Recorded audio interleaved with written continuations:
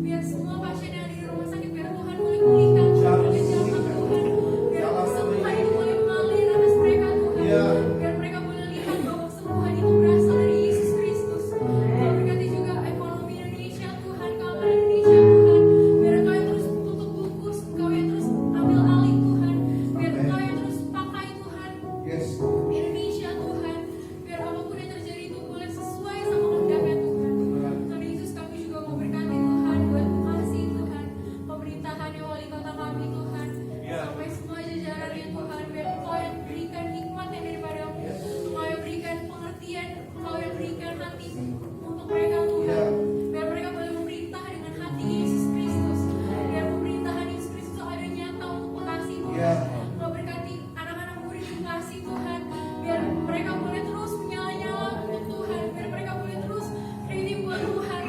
Kau berkati Tuhan, kau berkati. Tuhan Yesus, kami juga memberkati buat Raya Bima Tuhan, Om Sam, dan semua wakilnya Tuhan. Kau berkati Tuhan keluarganya, dimanapun ia ditempatkan Tuhan, dimanapun ia pelayanan punya Tuhan, biar Kau yang terus pakai, Kau yang terus jaga Tuhan, dimanapun ia menginjakan kaki itu menjadi milik Tuhan, dan Kau yang terus pakai Tuhan, Kau sampaikan terus isi hati Tuhan buat Om Sam dan semua wakil-wakilnya Tuhan. Tuhan Yesus, kami juga berkati buat BBB Tuhan, publikasi baru terusnya mempentingkan Tante Fosya Tuhan, anak-anaknya Tuhan, mantunya, cucunya bahkan Tuhan, biar Kau yang terus berkati, Kau yang terus mengurapi Tuhan, biar pengurapan Tuhan itu boleh terus ada buat Om Gini, buat Tante Fosya dan semua jemaat yang ada di BBB Tuhan.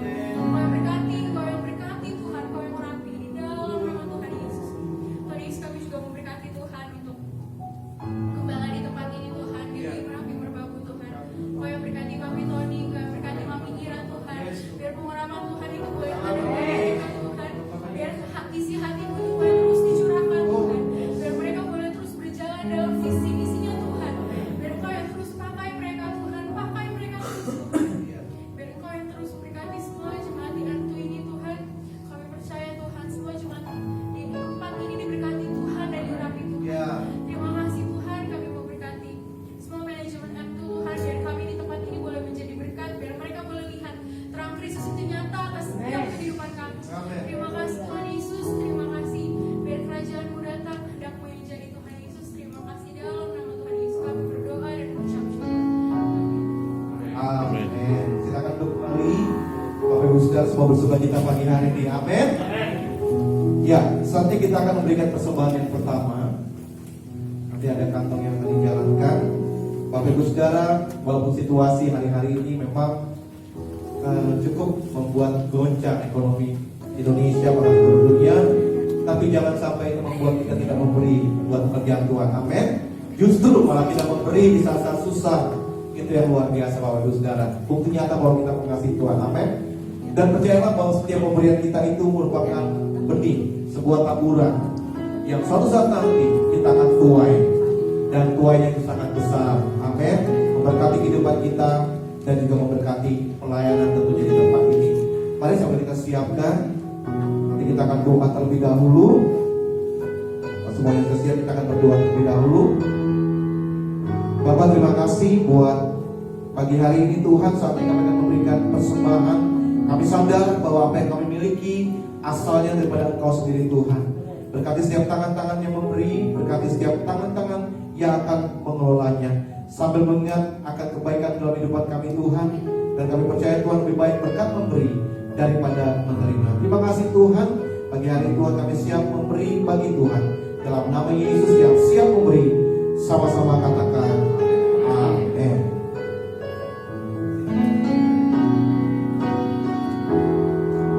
Ku pandang wajah-Mu dan berseru, pertolonganku datang dari-Mu. Peganglah tanganku, jangan lepaskan. Kaulah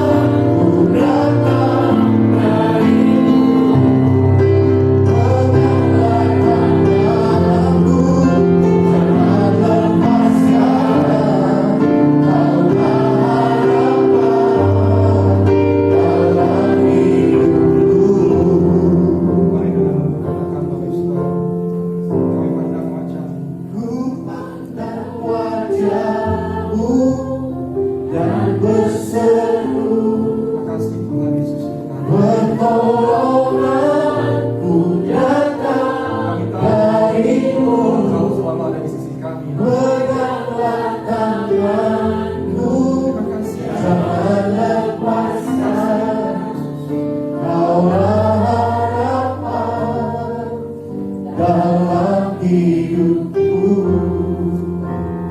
Kaulah harapan dalam hidupku, Kaulah harapan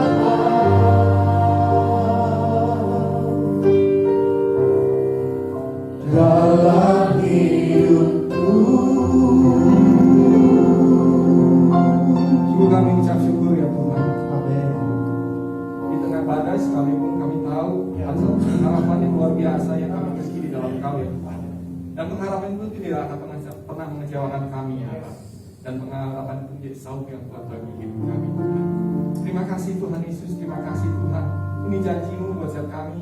Engkau tidak akan sekali-kali meninggalkan kami. Sekali-kali pun tidak akan pernah meninggalkan kami ya Tuhan. Kami ucap syukur Tuhan. Kalau sampai dengan hari ini kami ada, kami tahu sekali lagi itu karena anugerah. Semata-mata karena kekuatan yang daripada Tuhan yang ada buat setiap kami Bapak. Bukan dengan keluarga kami sendiri. Terima kasih Bapak, terima kasih. Pagi hari ini Tuhan, biar kami duduk diam Tuhan, mendengarkan apa yang menjadi pesan-Mu buat setiap kami Bapak pada pagi hari ini. Urapi setiap kami dengan Roh yang kudus Tuhan. Urapi kami Tuhan, urapi setiap kami Bapak. Kami butuh Engkau ya Roh Kudus, kami perlu Engkau ya Tuhan. Beracarlah di tempat ini di dalam nama Yesus Kristus. Terima kasih Bapak. Hanya di dalam nama Yesus Kristus. Mari setiap kita yang siap sama-sama katakan. Amin. Amin. Haleluya. Silakan duduk Bapak Saudara. Haleluya. Apa kabar semuanya? Luar biasa. Luar biasa. Luar biasa. Saya senang begitu melihat. Wah, ini walaupun kita tetap 3M gitu ya, pakai masker, lalu menjaga jarak, rajin mencuci tangan gitu ya. Tapi antusias dari jemaat tempat ini luar biasa. Boleh tepuk tangan buat jemaat semuanya. Haleluya. Time flies. Terakhir saya waktu sangat cepat berlalu ya Bapak Saudara ya. Terakhir saya kesini itu tahun lalu waktu Natal kalau nggak salah Pak ya. Setelah atau sebelum Natal saya lupa lah waktu itu ya. Dan udah mau Natalan lagi kita. Kita udah mau Natalan lagi. Waktu sangat cepat sekali berlalu ya Bapak Saudara. Dan tahu kan Bapak Saudara bahwa tidak ada yang pasti dalam dunia ini, amin.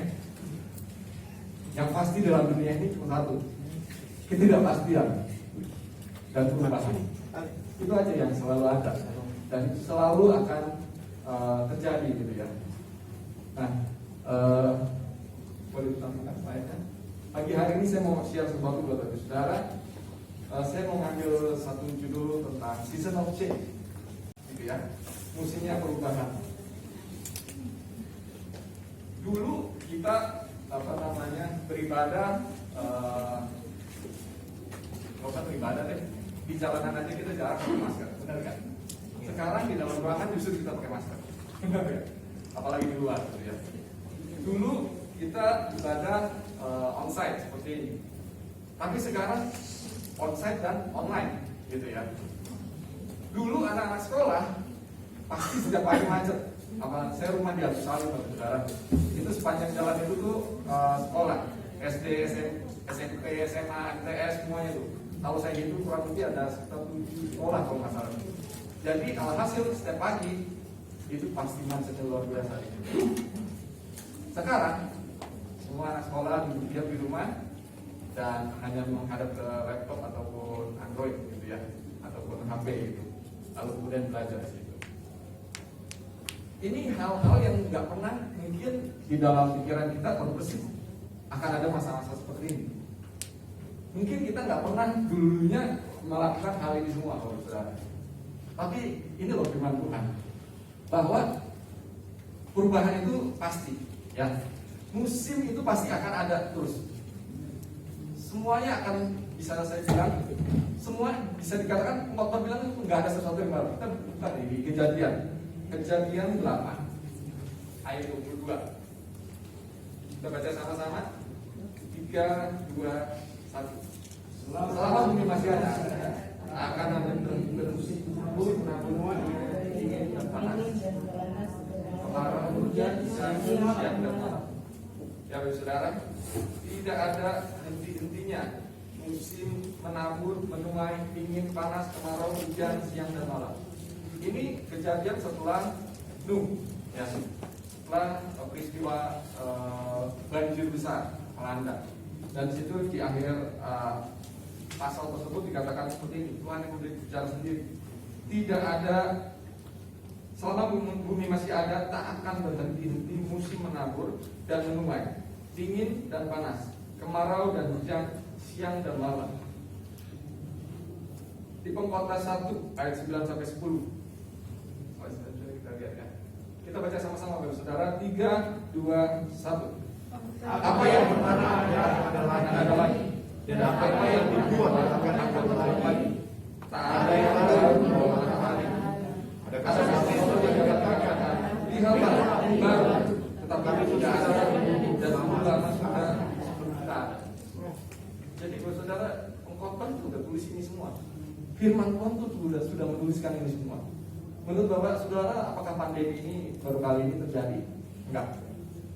Tercatat di tahun 1918 ada yang namanya pandemi flu Spanyol saat itu. Kasusnya kalau sekarang kan kita COVID sekitar 49 juta ya, 49,5 juta lah kalau update berita terakhir sekarang ini.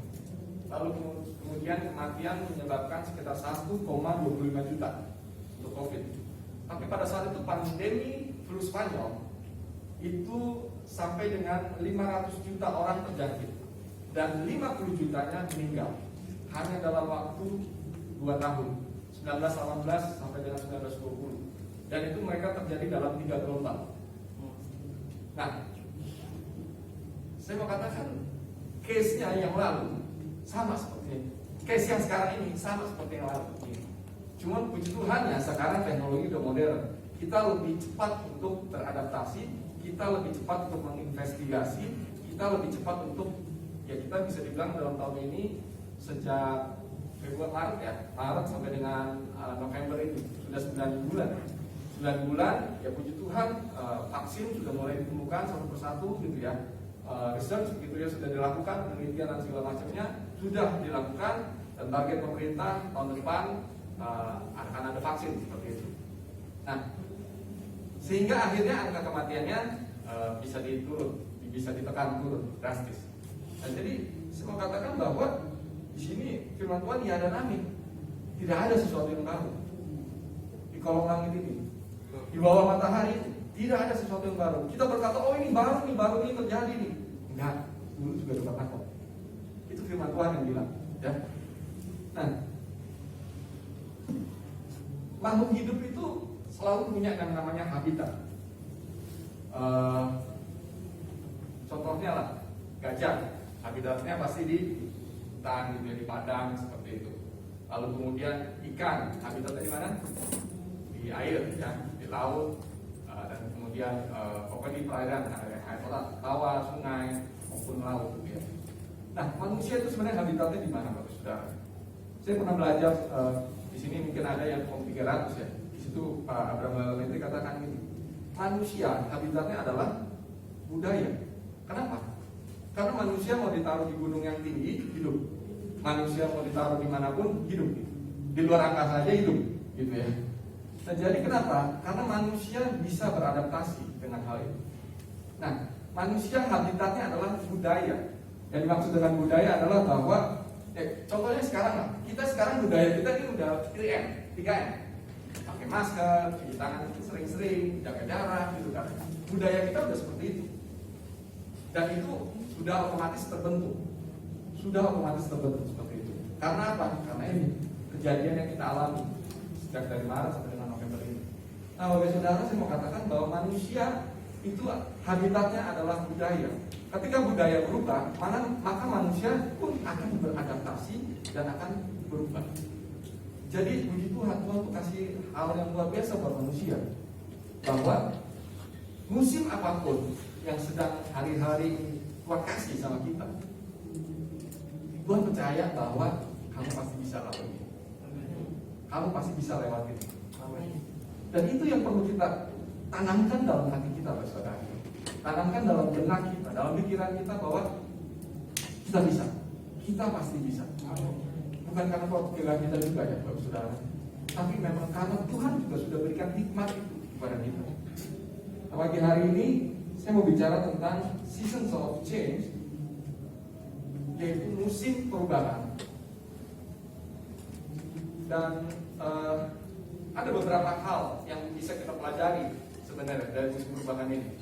Tapi sebelum kita masuk ke dalam apa yang kita akan bahas satu persatu nanti, saya mau kita lihat satu video ini, saudara.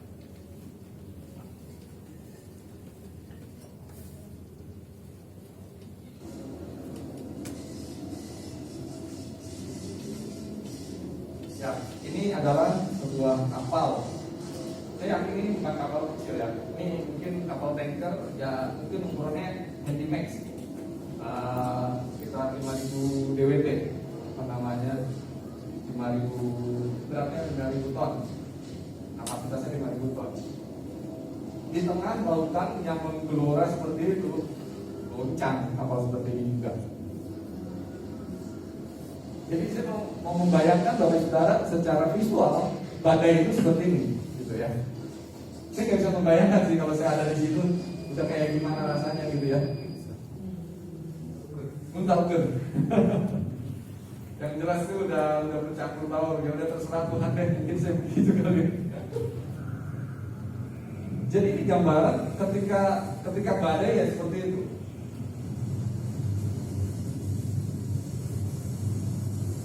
Tidak ada sesuatu yang pasti arahnya, perubahannya.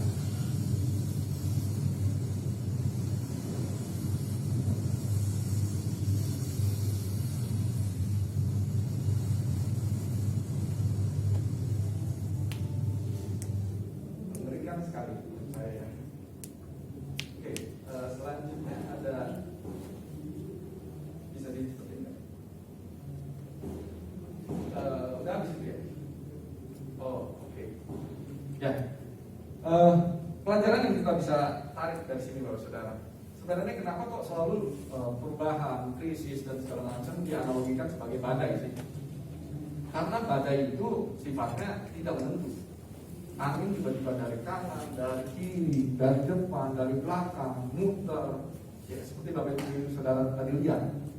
Kapten kapal tuh nggak bisa pasti ini kemana nih bakal arah pergerakannya dan segala macam. Mereka punya satelit sih sebenarnya, bisa lihat. Oh ini muternya seperti ini gitu ya, arah anginnya akan seperti ini. Tetapi pada saat mereka ada di atas lautan tersebut, nggak pernah bisa di ekspektasi apapun hal itu. Mereka cuma bisa berkata, nggak tahu di sini ada kapten atau enggak ya.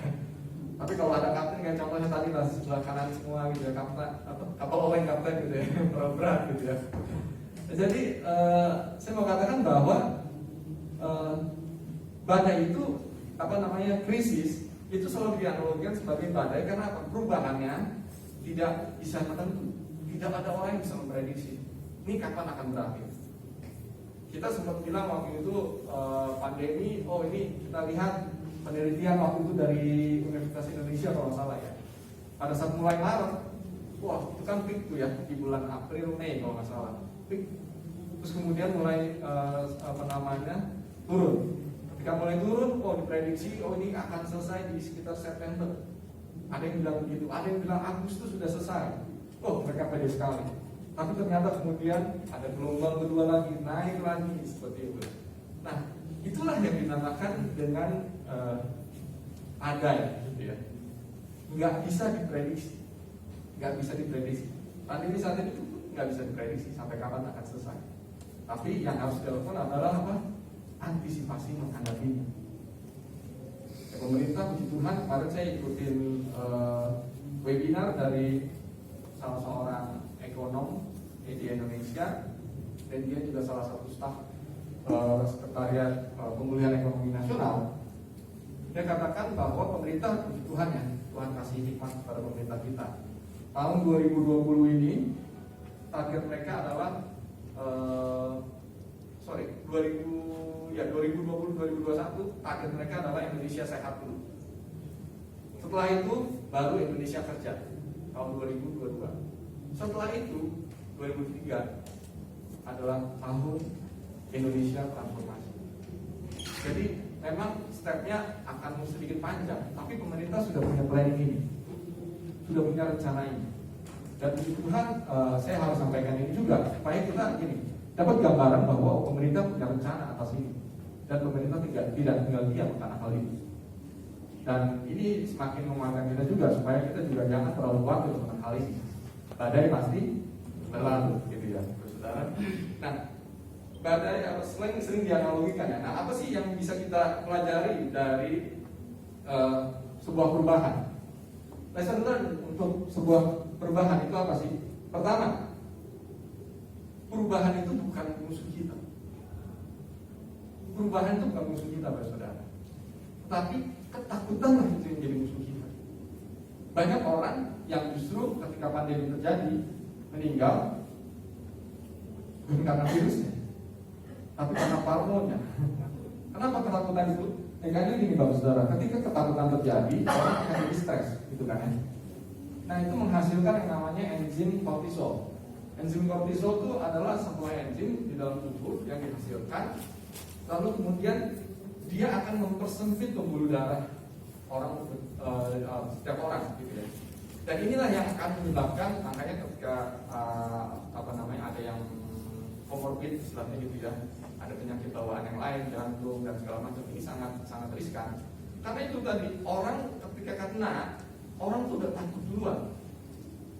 Karena berita-beritanya dia sesak lah, apa segala macam dan segala macam gitu ya.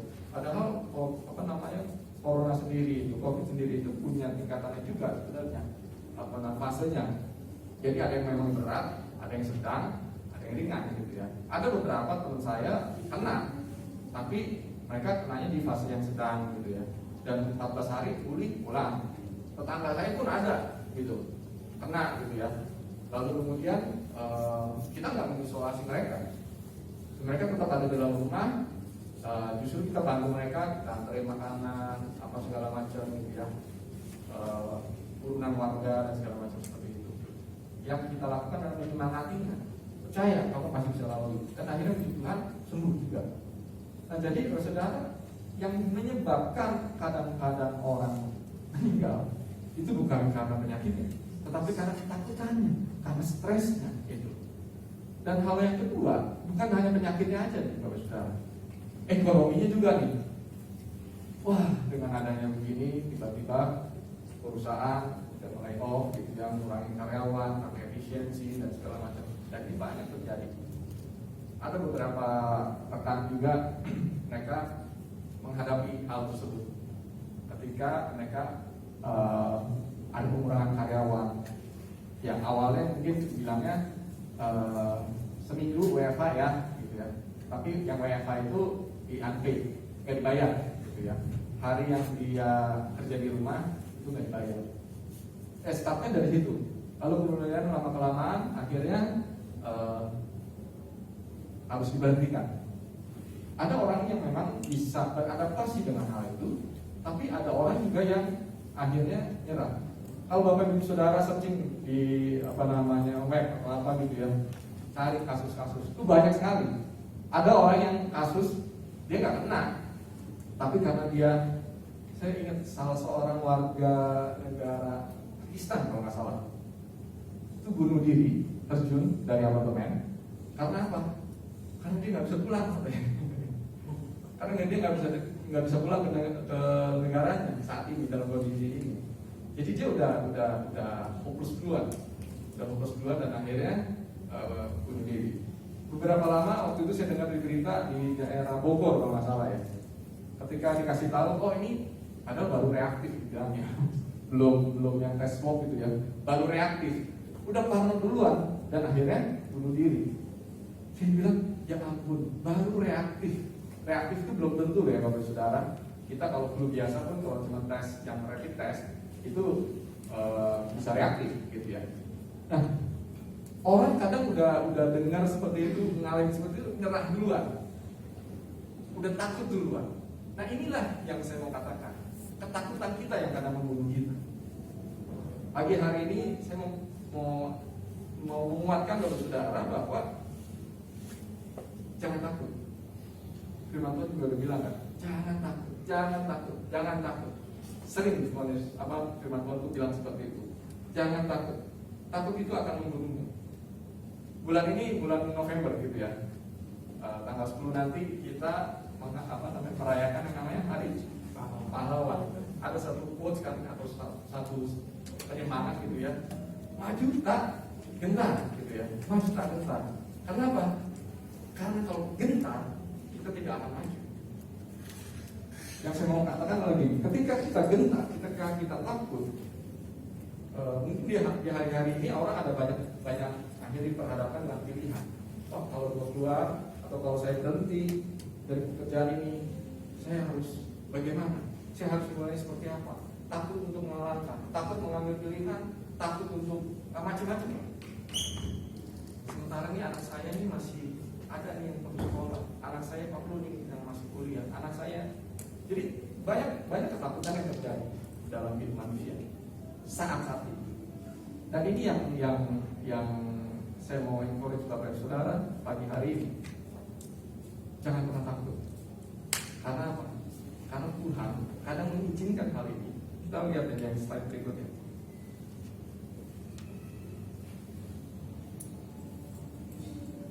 Ketika kita menghadapi yang namanya ujian, cobaan, badai, apapun itu sebutlah, kadang-kadang kita menang terhadap itu. Kadang-kadang kita menang terhadap itu. Tapi kadang-kadang Tuhan sedang mengajarkan kita untuk jadi orang yang lebih kuat, lebih besar, dan lebih bijaksana. Amin. Tuhan terus mungkin saat ini lagi ngajarin kita, kamu harusnya bisa begini, harusnya bisa begini, bisa begini.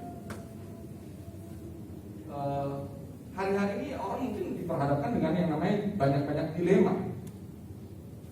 Dilema untuk memilih sesuatu, dilema untuk ambil keputusan, dilema untuk, yaitu tadi dasarnya karena apa?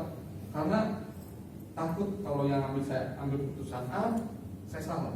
Takut ambil keputusan B, nanti saya salah. Takut salah inilah yang akan membuat orang tidak akan maju, Bapak Saudara.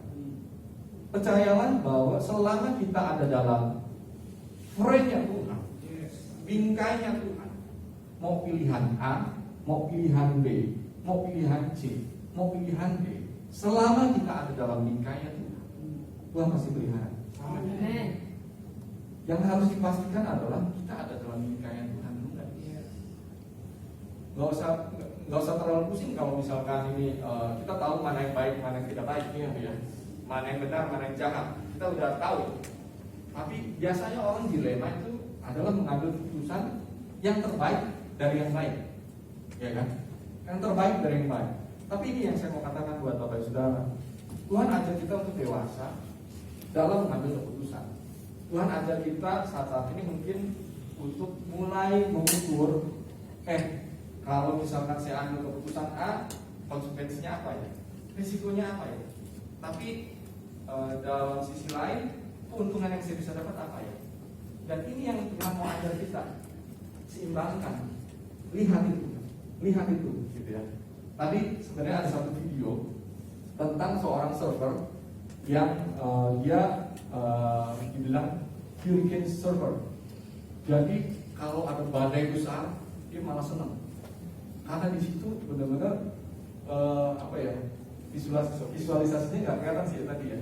Itu tuh badai itu tingginya udah puluhan meter, tapi dia bisa luncur terus, wah enak banget. Ngelihatnya itu enak, kita ngelihatnya enak, gitu ya. Ketika ombak itu udah mulai menerkam dia gitu, karena kan begini kan ya, menerkam dia gitu. Saya pikir jatuh, enggak, ternyata dia keluar lagi gitu ya. Saya bilang ini orang hebat sekali. Nah, ini yang Tuhan maksudkan. Ketika server itu kenapa dia bisa mengatasi badai tersebut? Sederhana Bapak Saudara. Dia cuma fokusnya dua. Satu, fokus terhadap keseimbangannya dia. Dia fokus sama papan seluncurnya dan harus seimbang, gitu ya. Yang kedua, dia fokus menikmati badai itu justru. Dia menikmati ombak besar itu, dia fokus, gitu ya. Nah, kalau orang fokus, biasanya tuh nggak sempat khawatir. Kalau orang fokus, nggak sempat khawatir. Mau ada apapun, tapi karena dia fokus, dia pasti akan bisa melewati. Amin. Bapak Saudara sendiri yang bisa menggambarkan. Saya nggak tahu kondisi sekarang Bapak Saudara seperti apa. Tapi ini yang saya mau katakan. Ketika Anda fokus sama Tuhan, ketika Anda fokus dengan apa yang Tuhan percayakan sama Anda, apa yang Tuhan percayakan sama kita semua, keluarga, mungkin anak, istri dan segala macamnya. Lalu kemudian apalagi pekerjaan saat ini, fokus di situ. Oh, gampang Pak kalau misalkan seperti itu. Sekarang saya ini udah nggak kerja dan segala macam. Pernah dengar cerita waktu Musa dipanggil sama Tuhan, yang Tuhan menanya sama dia, di tanganmu itu ada apa? Aku cuma punya tongkat, dan itu yang buat pakai. Nah, saudara, pagi hari ini di tangan kita ada apa? Fokus sama Tuhan dan fokus dengan apa yang Tuhan berikan. Percaya bahwa setiap orang sudah dikasih Tuhan itu talenta. Mau ada yang 1, ada yang 2, ada yang 5, tapi setiap orang dibekali Tuhan talenta. Setiap orang yang mau lahirnya sempurna secara fisik, Tuhan kasih talenta. Pertanyaannya adalah, apakah kita menemukan talenta itu? Dan ini yang luar biasa. Boleh diklik sekali lagi. Kita baca ya di 2 Petrus 1 ayat 4 sampai 7. Boleh sama-sama dibacakan 3, 2, 1.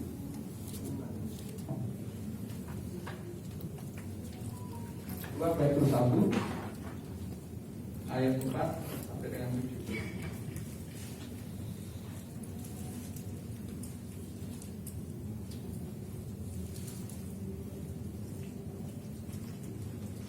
Oke, kalau sudah dapat katakan amin.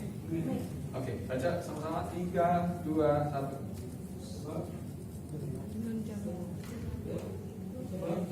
Dengan jalan itu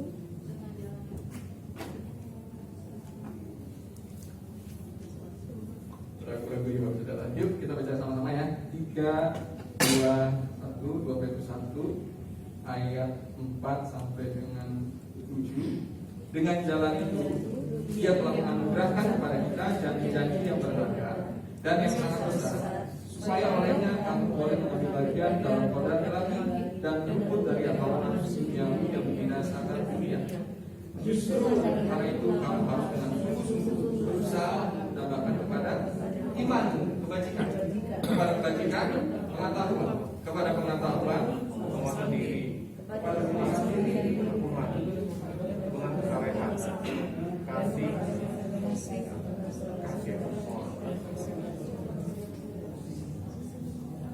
Nah, di ayat 8 ini saya bacakan buat saudara. Sebab apabila semuanya itu ada padamu dengan berlimpah-limpah, kamu akan dibuatnya menjadi giat dan berhasil dalam pengenalan akan Yesus Kristus Tuhan kita.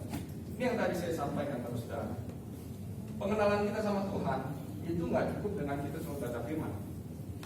Kita perlu mengalami Tuhan dalam hidup kita.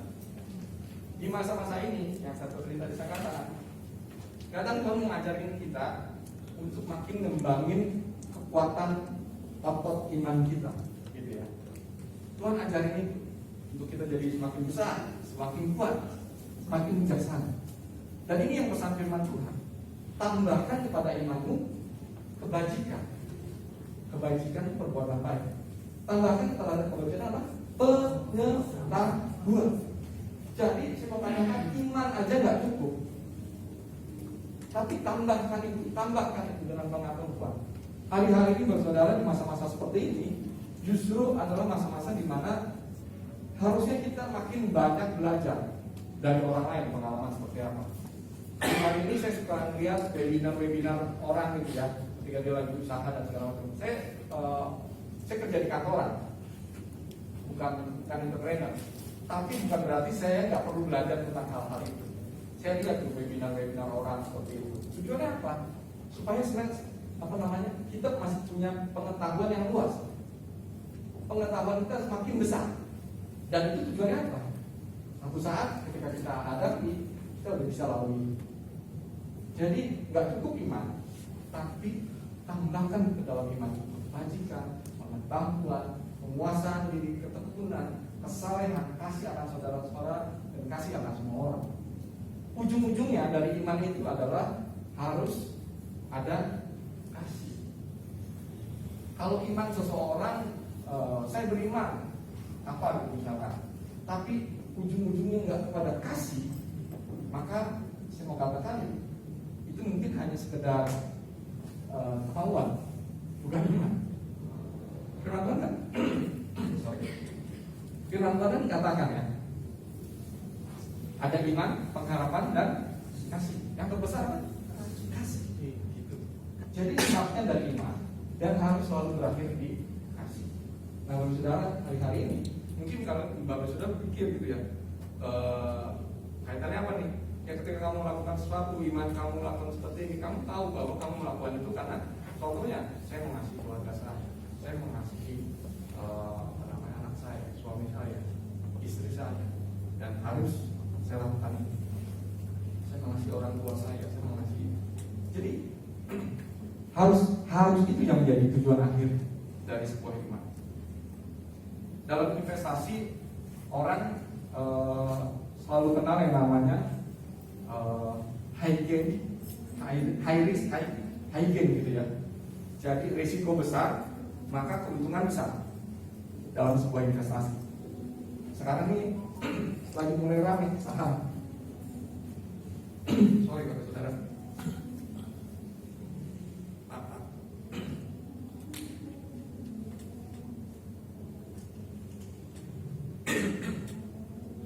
Ya, saat ini saham tuh lagi mulai ramai. Biasanya di akhir tahun orang mulai akan beberapa perusahaan tuh mulai akan mengalami kenaikan harga saham seperti itu.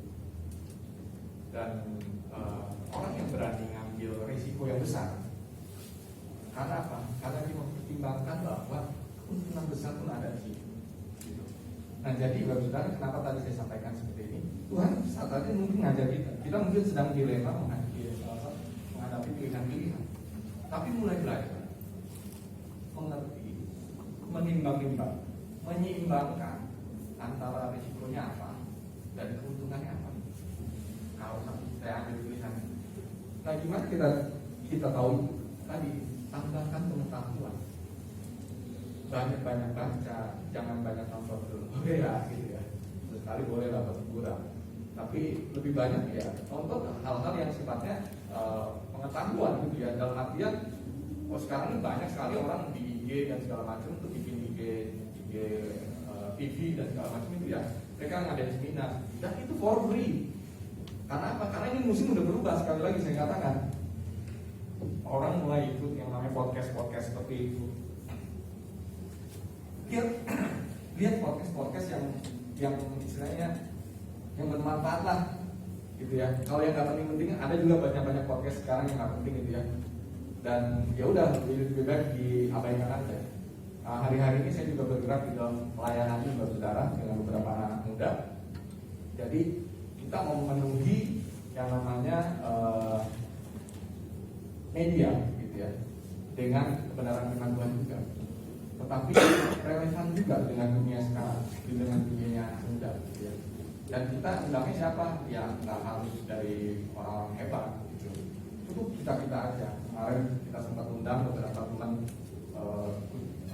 ada teman kantor saya, dia bergerak di investasi dan segala macam. Saya minta dia bicara, gitu. Dan ketika dia bicara itu sangat memberkati gitu.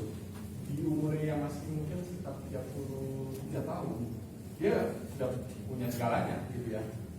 Istilahnya dia udah punya lah apa yang jadi impian anak-anak muda ya, rumah ada, mobilnya ada 2 gitu kan, jadi tabungannya yang banyak gitu ya, karena dia investasi di saham, tapi bukan trader, dia investasi, dia belajar, dia baca buku, dia bilang sehari saya harus baca buku minimal 2 jam dalam sehari, minimal 2 jam dia baca buku apa aja dia bilang, tapi khususnya karena dia bergerak di investasi itu dia baca buku investasi.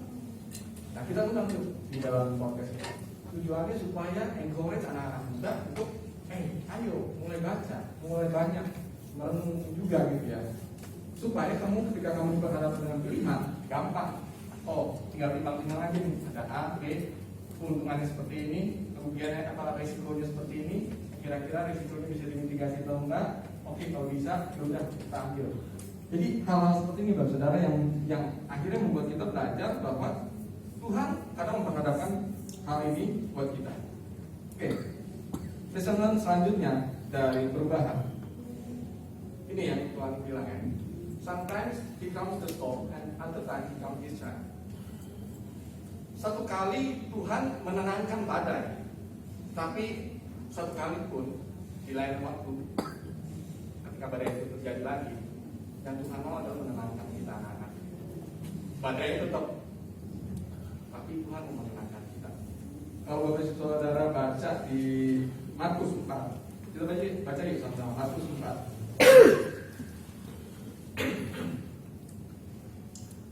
Ayat 35 sampai 40.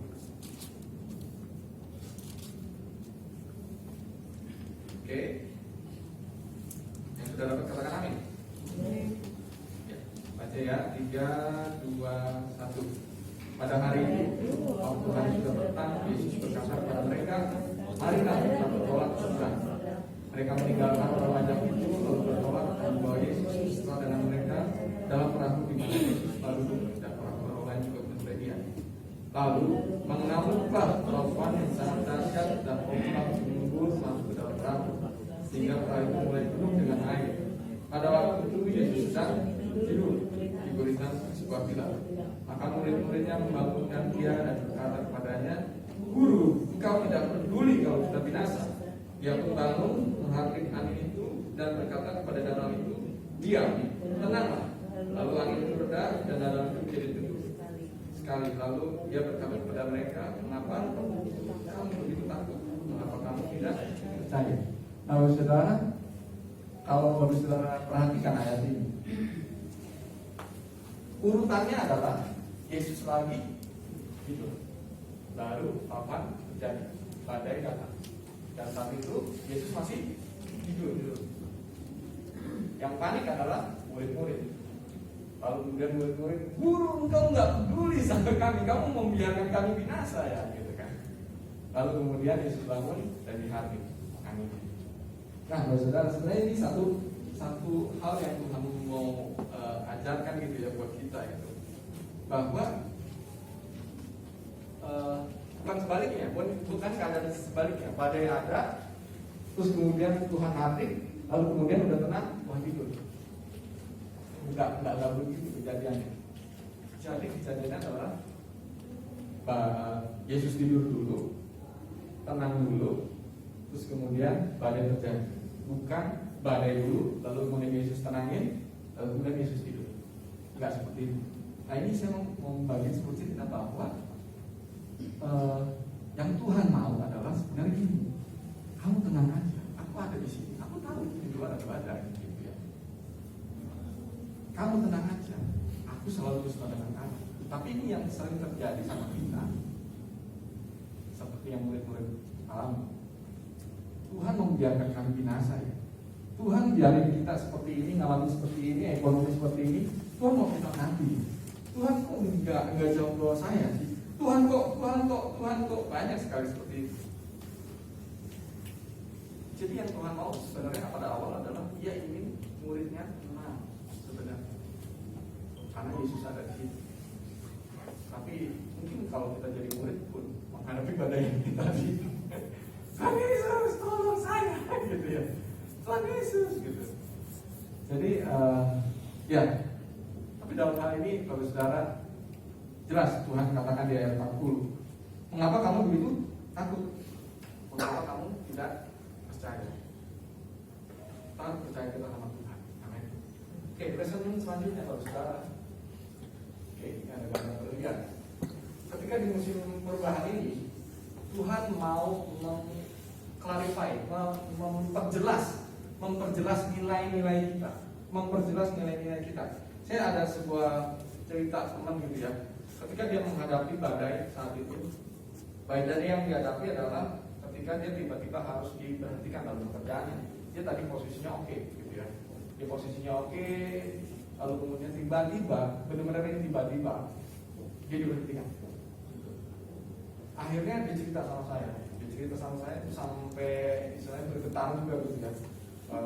Nahan nangis, mau nangis, tapi dia cowok gitu, nahan emosi gitu ya. Orang timur lagi gitu, cowok nangis itu kayaknya enggak banget buat dia, tapi dia saking menghadapi beban yang begitu berat, dia sampai melakukan hal itu. Dia cerita sama saya.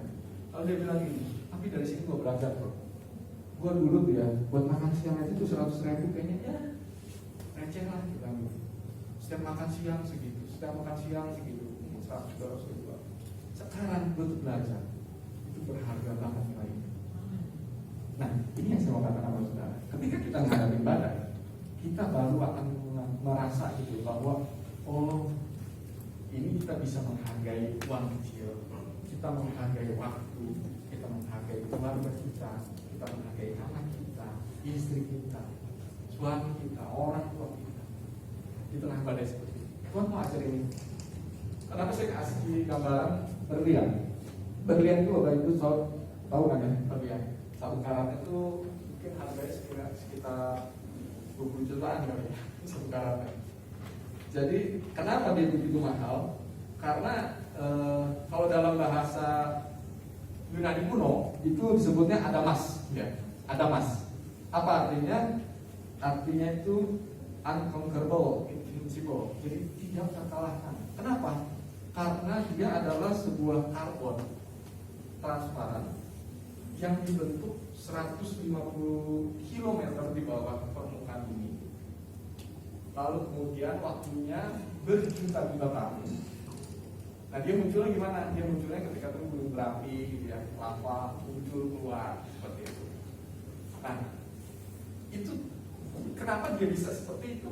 Kalau mau mengukur diamond itu ya, harga sebuah diamond mahal murah itu tergantung 3 C. Satu, clarity, kejernihannya. Lalu kemudian kedua, color, warnanya. Dan kemudian yang ketiga, cuttingnya, potongan-potongannya. Semakin banyak potongannya itu kan akan semakin merefleksikan, kalau ada dia kena sinar semakin bling-bling gitu ya. Nah itu makin mahal gitu.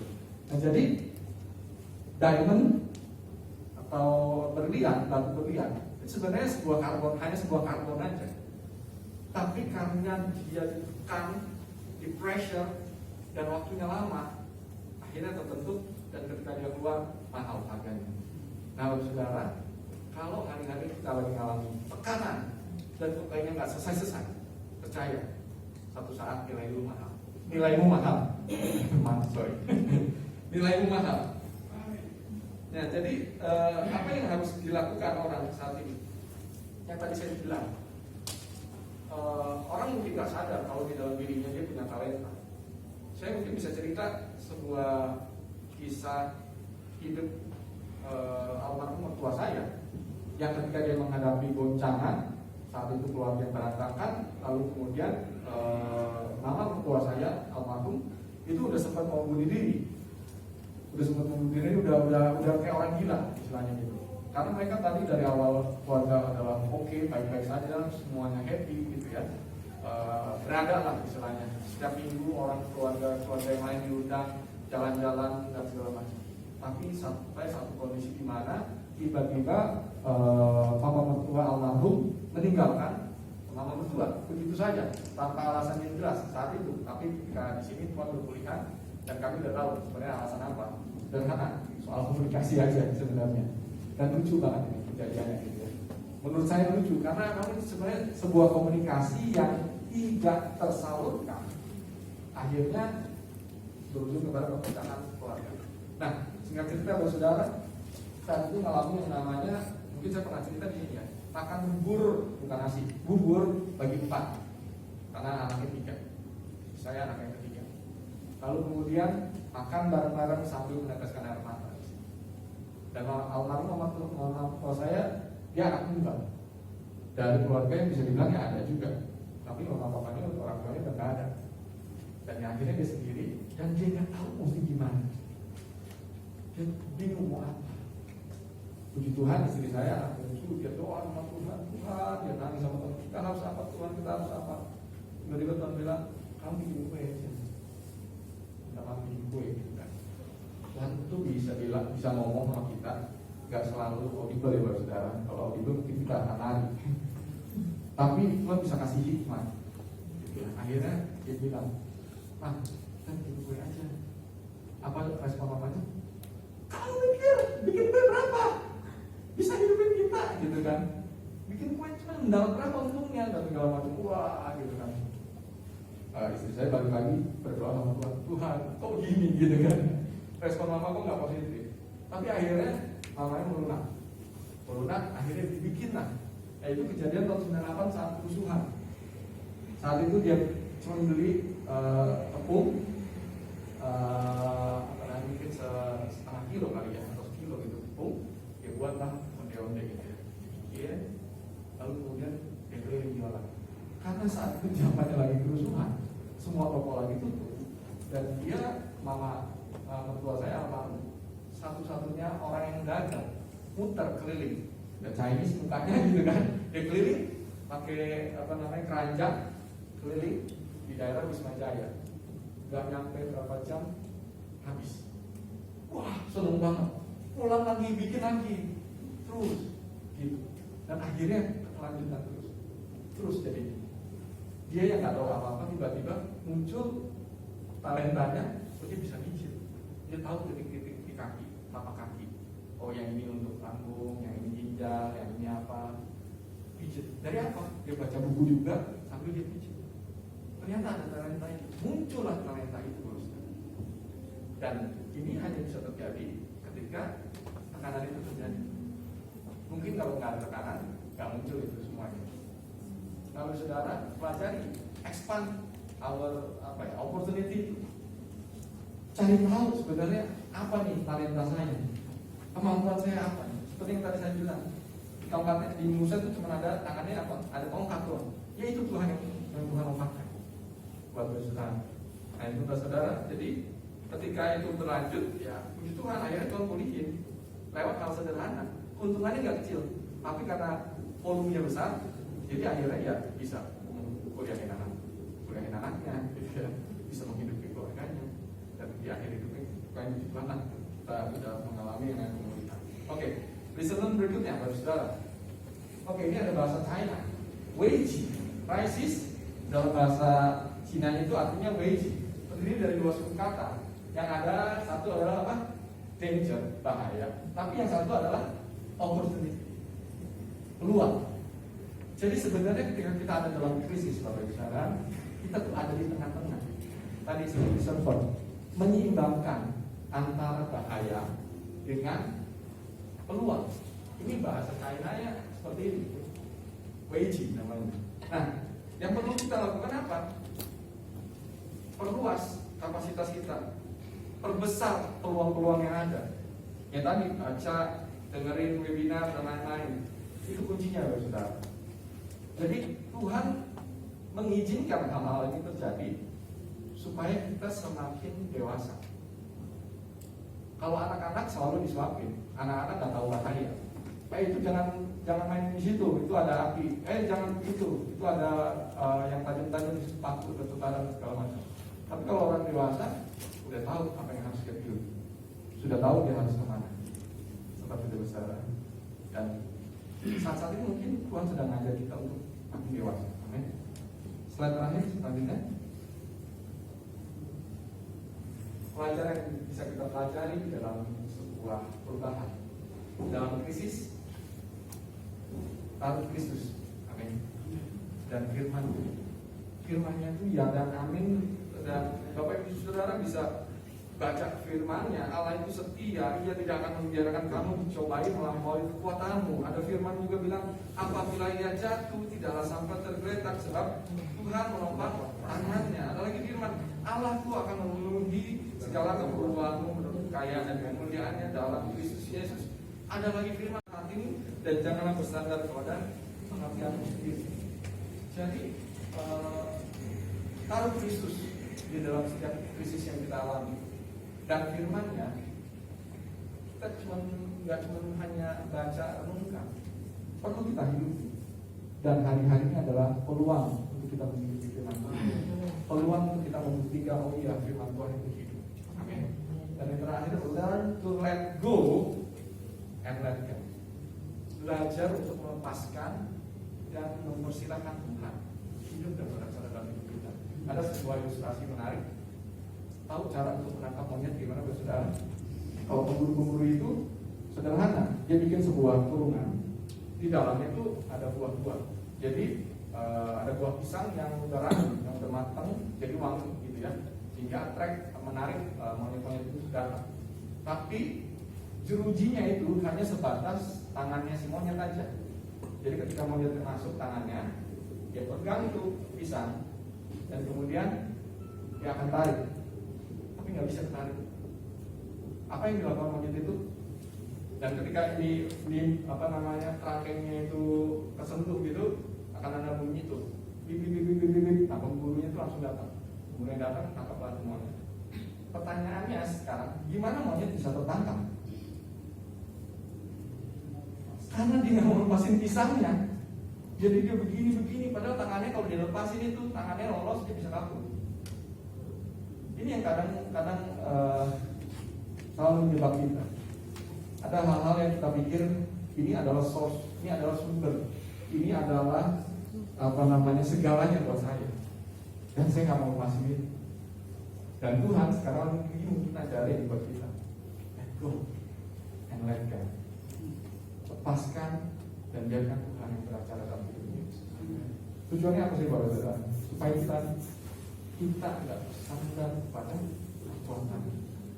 Tadi lagu terakhir kita dengar apa?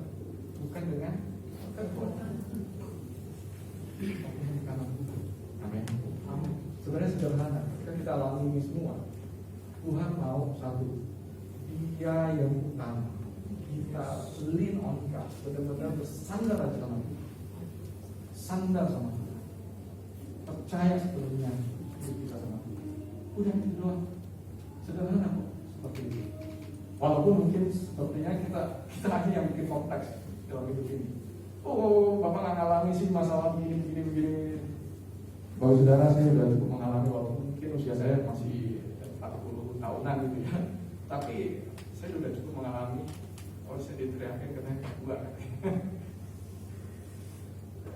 Tapi saya sudah cukup mengalami ya, namanya orang tua gitu ya, keadaannya seperti apa gitu ya. Kita pernah ngontrak di dalam sebuah gudang gitu ya, itu saya mungkin pernah cerita di sini, gudang Pinang gitu dengan anak 9 seperti itu.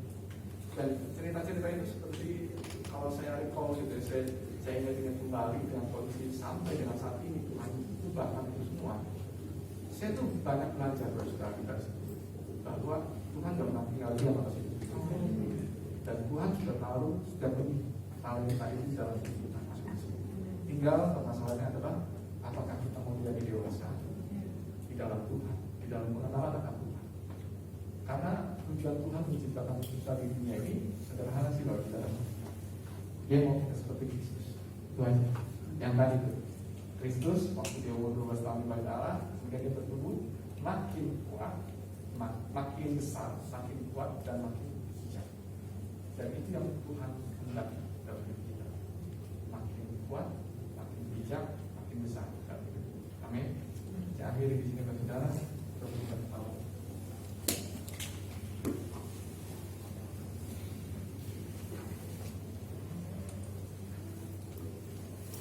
Sederhana pada saat ini bagi kita firman yang disampaikan, biarlah Roh Kudus yang bekerja dalam hidup kita, Dia akan mengusahakan kebenaran firman Tuhan pada hari ini, dan biarlah Roh Kudus menguatkan.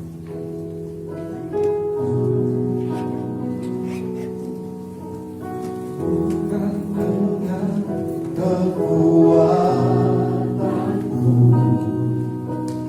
ku dapat jalani hidupku tanpa Tuhan yang bisa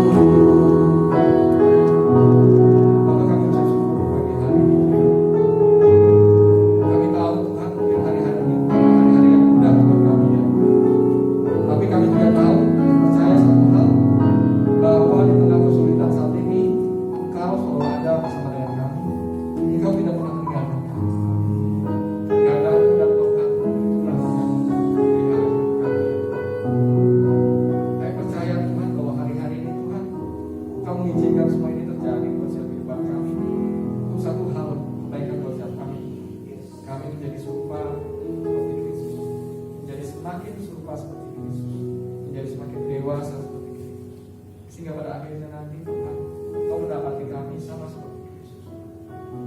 Terima kasih Bapa, biar menjadi yang sulung di antara saudara-saudara. Terima kasih Bapa untuk siang hari ini. Kami berdoa biar Kau menguatkan hamba-hamba-Mu di depan Tuhan. Mereka yang terus berpegang, mereka yang terus menyandarkan diri, menyerahkan diri sepenuhnya sama Tuhan. Aku berdoa pada pagi hari ini di dalam nama Yesus Kristus, kiranya damai secara amin yang melampaui segala akal memenuhi hati dan pikiran kami. Biarlah kami tidak menjadi kalut di tengah dunia yang sedang memenuhi. Kami tidak menjadi wakil Tuhan di tengah badai yang Tuhan sedang berdoa saat ini. Karena kami tahu percaya kami kepada Tuhan yang mampu menenangkan badai. Terima kasih Bapa untuk pagi hari ini. Terima kasih untuk setiap kebenaran firman-Mu. Saat saya berbicara, kiranya Roh Kudus-Mu terus menguatkan hamba-hamba-Mu di tengah. Terima kasih Bapa. Dalam nama Yesus Kristus sama-sama katakan. Amin. Haleluya. Berikan kemuliaan kasih buat Tuhan Yesus. Terima kasih buat amalnya. Guru di Gunawan yang sudah memberikan firman Tuhan. Kita semua diberkati Tuhan. Amin. Ada pembelajaran yang boleh kita tangkap pagi hari ini. Jadi kesulitan justru akan membuat kita justru tampil sebagai suatu pribadi yang luar biasa. Bapak Ibu Saudara, baik, saat ini kita akan berikan persembahan yang kedua. Bapak Ibu Saudara sudah terima amplop. Kalau yang dulu nanti bisa kalau yang dulu boleh lambaikan tangan. Masih semua, kemudian ya. Sudah kita sama-sama berdiri, kita mau doa sekali lagi. Terima kasih Tuhan untuk firman-Mu yang telah kami, dan kami semua adalah orang yang diberkati Tuhan, dan saat ini juga kami akan memberkati pekerjaan Tuhan di M2 ini Tuhan, dan memberkati Tuhan setiap persembahan yang kami kembalikan kepada dan ucapan syukur dan persepuluhan yang kami bawa di hadapan Tuhan. Terima kasih Bapa, terima kasih Yesus. Kami siap memberi bagi Tuhan dalam nama Yesus. Haleluya. Amin. Kita akan memberi, Tuhan Yesus berkati. Bukan berdiri di tengah badai dalam kekuatan yang Kau berikan sampai kapanpun. Bukan bertahan karena Yesus selalu menopang. Bukan berdiri di tengah badai dengan kekuatan yang Kau berikan sampai kapanpun. Bukan bertahan karena Yesus selalu menopang. Karena Yesus selalu menopang. Karena Yesus selalu menopang. Katakan hidupku. Hidupku. Kita katakan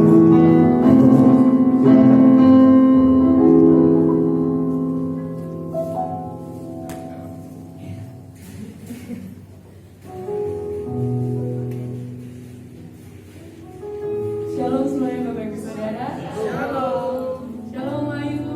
Shalom Mani. Shalom Kak Mani. Ya, dari jauh bisa loh. Puji Tuhan ya. Kita semua pasti ngerasa diberkati semua firman-Nya keren banget, luar biasa banget buat kita semua. Terima kasih kepada banyak Bapak Rudi Gunawan yang sudah memberikan firman-Nya pada hari ini. Tuhan berkati ya Pak. Nah, untuk pengumuman hari ini, untuk minggu depan kita mengadakan ibadah online. Jadi ibadahnya tuh di rumah gitu ya, daring. Nah, karena kenapa kita mengadakan ibadah online untuk minggu depan? Karena minggu depan itu ada khotbah dari Gembala Pembina kita yaitu Pendeta Niko Nyotora Harjo. Nah, untuk minggu depannya lagi, untuk minggu keempat, kita kembali lagi ibadah hadir di sini itu pukul 10 pagi dengan dress code army, yaitu nuansa oranye-oranye tambah hijau lumut. Tapi kalau nggak punya nggak apa-apa, tetap harus hadir di sini. Kita kumpul bareng-bareng untuk menyembah Tuhan, mendengarkan firman Tuhan. Nah, untuk pengumuman Natal itu akan disampaikan oleh Tante Ira. Tante Ira dipersilakan untuk menambahkan pengumuman pada siang hari ini.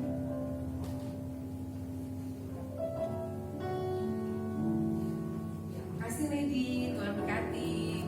Nah Bapak Ibu, nanti ada giliran loh pada baca pengumuman kayak Lady ya. Tadi suruh baca dia. Oh, kata Pak Gani kan, ini udah baca nih. Ini udah dulu. Bener tadi aja Lady ngomong baca gini. Aku deg-degan loh, tadi deg-degan gitu ya. Tapi saya bilang kita semua harus belajar gitu ya. Gak ada kalau kalian lihat Pak Rudi, khotbahnya tadi udah oke banget. Itu juga Pak Rudi belajar loh ya kan, Pak Rudi ya. Semua tuh belajar ya. Jadi saya rindu setiap kita yang ada di tempat ini, kecil itu malah antik loh kalau saya bilang. Kenapa kecil tuh antik? Karena dari kecil itu kita belajar semuanya. Di sini kita belajar. Kalau kecilnya udah gede banget, wah nanti nggak ada tempat untuk kita belajar. Tapi inilah tempatnya. Bisa Pak Dani nanti baca pengumuman. Kameramen nggak boleh depan mic, Bu. Nanti kalau Pak Dani baca pengumuman, saya foto berulang kali gitu ya, walaupun di syuting gitu ya.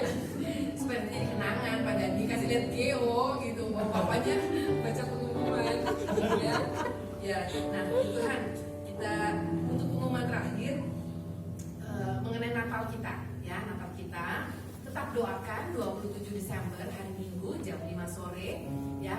Nah, saya juga udah broadcast di grup kita tentang iklan Natal ya, tetapi ada perubahannya itu gini.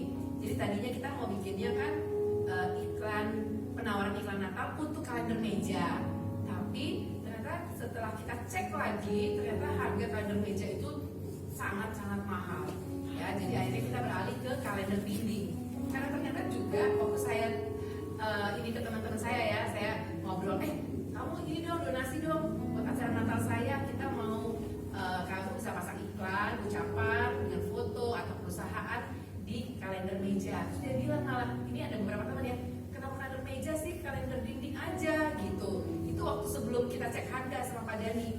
Jadi ternyata kalau setelah kemarin kita ngobrol, kalau untuk ibu-ibu rumah tangga memang lebih suka tuh kalender dinding, ya kan? Ya kan, Tante Foni ya? Iya tuh. Jadi nanti setiap kamar itu ada kalendernya gitu kan. Kalau kalender meja, kalau di kamarnya nggak ada meja, nggak bisa dipasang gitu kalender meja gitu ya. Nah jadi perubahannya nanti adalah kalender dinding ya, tapi tetap untuk harga tetap kita akan atur posisinya untuk yang full ya, walaupun full itu berarti bukan satu, karena kalender meja tuh kalender dinding itu kan gede banget. Jadi ukuran full itu berarti dia bersebelahan dengan tanggalnya, dia full gitu ya. Jadi kita tetap sounding ke keluarga, kenalan, teman kita untuk ayo berpartisipasi untuk dana Natal kita. Kita percaya banget Tuhan tuh sanggup kok ya. Satu bintang aja dipetik bisa kok untuk masukin Natal kita. Tapi Tuhan gak mau kita tuh diem aja. Tuhan mau kita juga ayo bergerak, ayo kamu berusaha gitu. Karena lewat tadi potensi yang ada dalam kita bisa menghasilkan lebih dari apa yang kita pikirin kok. Lebih. Kita semua punya potensi itu ya. Dan itu kita harus keluarkan itu lewat tekanan yang ada. Tekanan kalau dalam tanda kutipnya, waduh dana Natalnya gede juga ya. Tanda kutip itu sebuah tekanan. Tapi itu potensi kita akan muncul waktu kita mau keluar dan bergerak. Pasti banyak yang akan menabur di tempat ini untuk acara Natal kita. Amin. Amin. Ya itu aja. Saya kalau ngomong di depan nanti gak berhenti nih kalau besok. Nanti kita akan fellowship makan dan sambil ngobrol kan. Yuk.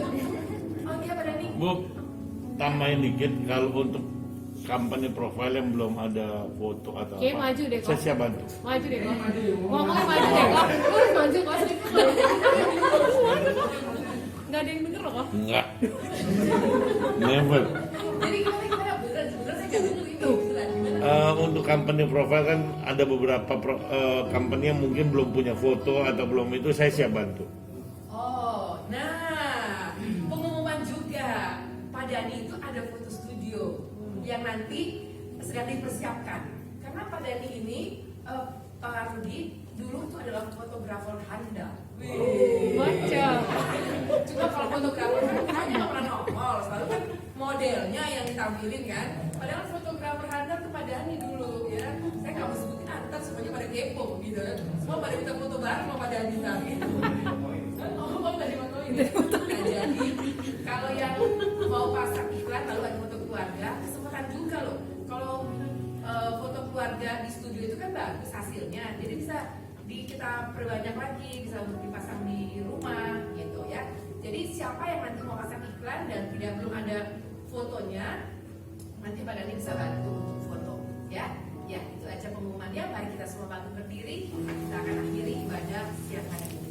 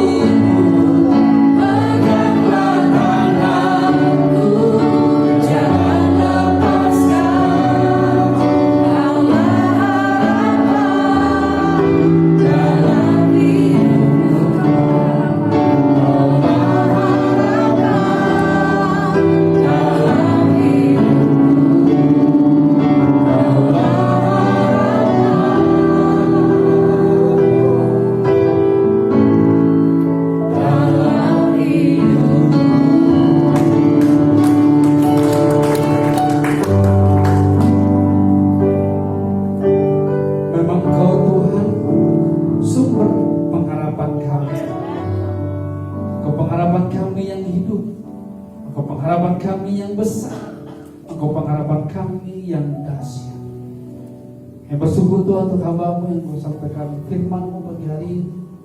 Terus Kau pakai Pendeta Rudi Gunawan Tuhan, dan setiap kegiatan, pekerjaan, bahkan pelayanan, terus Kau tambah-tambahkan hikmat dan wahyu.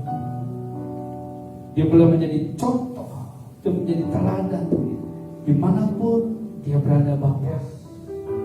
Kita bersyukur jemaat-Mu tempat ini Bapa, M2 family yang diberkati Tuhan. Kami bersyukur kami boleh selesai ibadah kami siang hari. Kami percaya, kami datang, kami pulang, kami berbeda.